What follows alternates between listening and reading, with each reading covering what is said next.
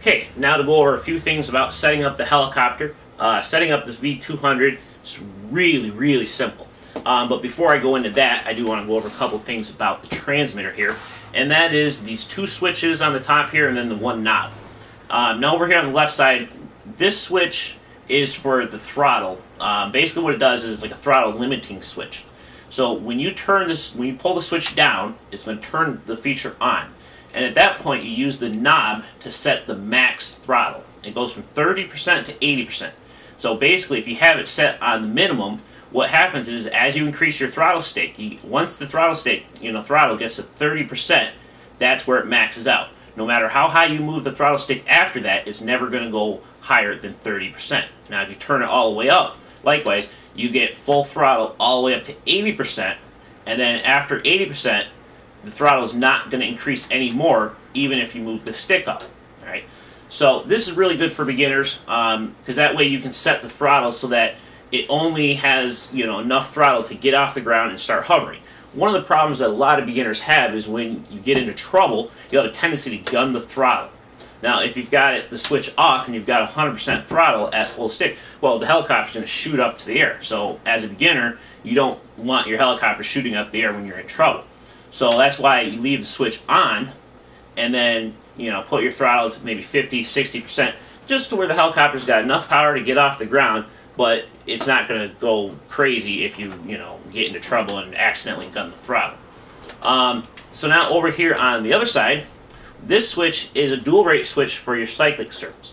Basically what this switch does is when you turn it on, it cuts the travel of your cyclic servos, both side to side and forward to back, cuts it in half.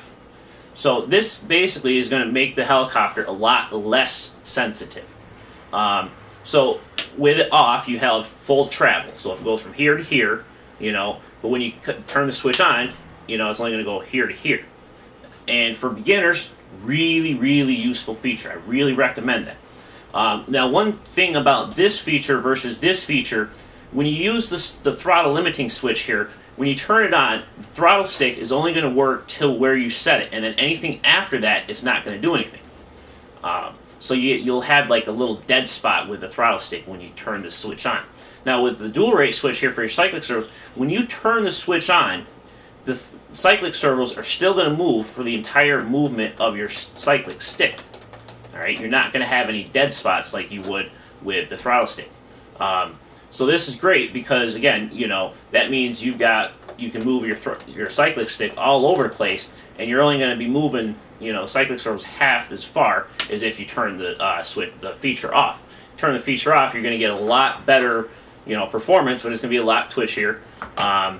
And not something that a beginner should do.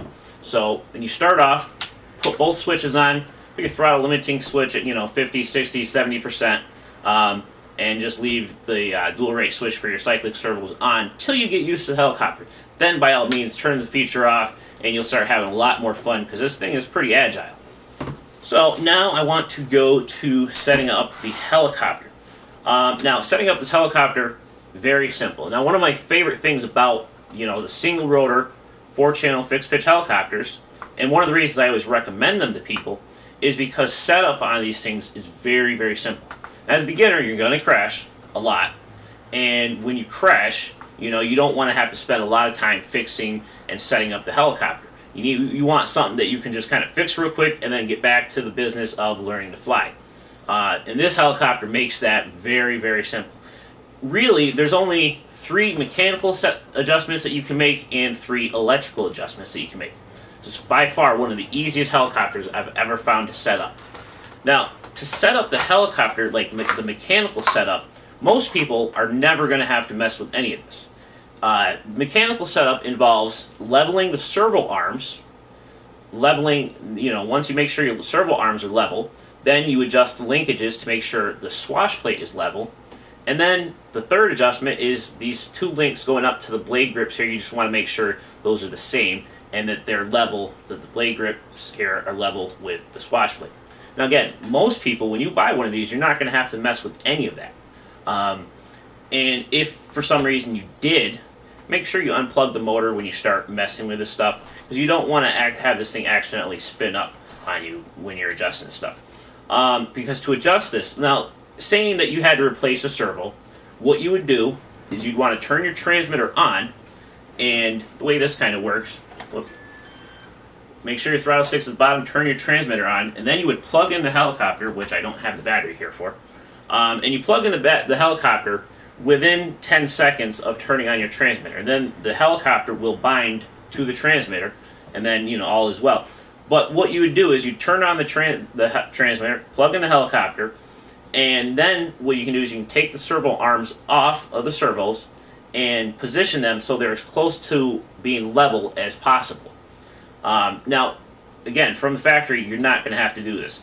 And also, the way the servos are positioned makes doing that very difficult, especially on this one's the servo for the side here. So like I said, when you get this, you're not going to have to do that. Only if you had to replace a servo, that's how you would level your servo arm. Turn the transmitter on, plug the helicopter in, and then position the servo arm on the servo at level. After that, the links going up to the swash plate, you just want to make sure the swash plate is level, you know, both when you look at it like this and like this. And there's only 2 links that you can use to adjust that. Most people, like I said, you're not going to have to do that. And then the same with these links going up here to the head. You just want to make sure they're the same length. And that's all that you can do mechanically. So now the 3 electrical adjustments that you may have to do. Now these are really the only adjustments that most people will have to deal with. And up here on the front of the receiver, there's 4 dials. The top one here is for your tail. You know, the 3 of the dials are for the gyro, because it's got a 3-axis gyro. So each dial refers to 1 axis. Now the 4th dial allows you to adjust how much travel the servos move. So in the beginning, you would just leave it alone.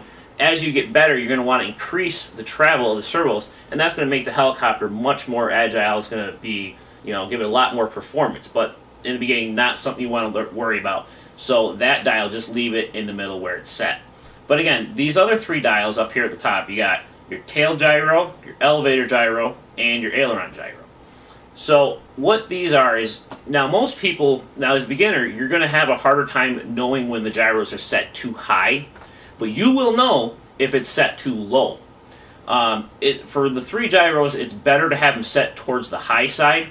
When any of those are set towards the low side, the helicopter is just going to kind of do what it wants.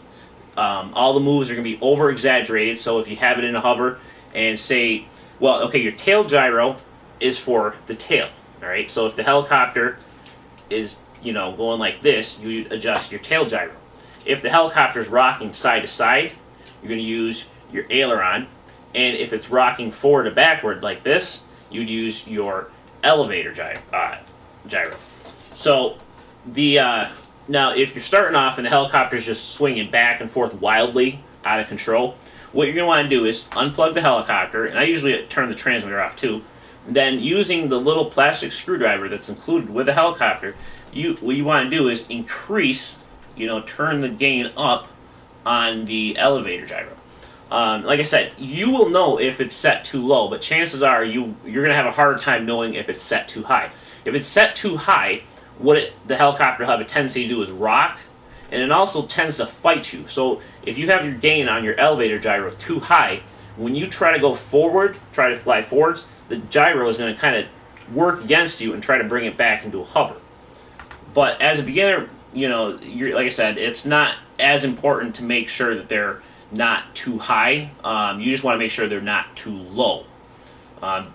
Being too high is actually kind of makes it a little bit easier to hover.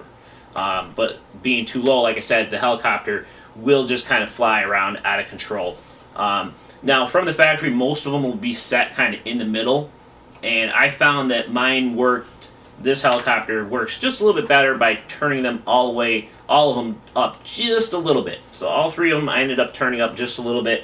But like I said, when you make the adjustments on this, make sure you unplug the helicopter, preferably, you know, turn your transmitter off. Make your adjustments, then go ahead and turn your transmitter back on, plug your helicopter back in, and see if that fixed it. Okay, so that completes the setup. Like I said, it's 6 steps, 3 mechanical, 3 electrical. Mechanical steps, leveling the servo arms, leveling the swash plate, and then just making sure these 2 links up here are the same length. And then electrically is just making sure that the 3 gyros are set properly so that the helicopter doesn't fly out of control or shake. And that's really it. The other thing here, the blades, you do want to keep these things kind of loose. They are, you know, they're pretty loose on this.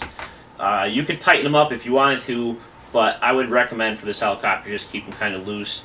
And one other thing I do want to mention, when you go to take this helicopter off, when you start flying, when you first start hovering, like with the Honeybee, when you first started to take off, you pretty much had to start giving it some cyclic input as soon as you're taking off. This helicopter, you don't really want to mess with your cyclic stick until it's hovering. So when you first start off, just give it throttle until it gets in the air, then start moving this stick around, but not before, because if you start moving this stick around when this thing's on the ground, it's going to tip over. So just a little thought about that. But like I said, that was it for setup, and now I go on to spare parts.